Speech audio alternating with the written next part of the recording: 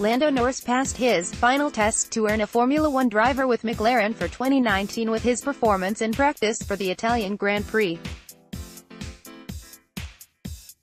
The 18-year-old told media, including RaceFans, how was offered a drive for the 2019 F1 season on the eve of Sunday's race, after impressing the team 2 days earlier. Advert, become a RaceFans supporter. I had a flight to catch and I wasn't able to stay for the race, and then he said, "I've got something to tell you," and then he basically said it. I had the whole journey home to think about it. Just a cool thing, but as soon as it gets announced officially, that's when it feels even better. It was a cool moment. Norris admitted he had doubts over whether he would get the chance to drive for McLaren following reports other drivers were being considered for the team's second seat alongside Carlos Sainz Jr. With all the speculation of Ocon, Perez, it kind of twisted it a tiny bit, which I think was their plan. But even for me, I think they'd rather not say anything, just to leave me focusing on whatever I had to do during the weekend.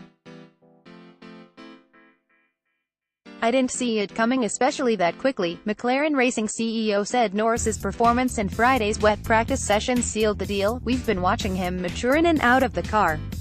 The free practice runs were kind of the final test, if you want to call it that, less about speed because we were confident of that, just how would he take to the environment of being out on the track with the big boys. He did extremely well, was extremely quick at Spa, was very quick in Italy.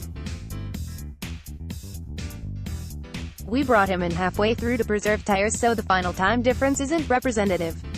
He and Fernando were swapping times.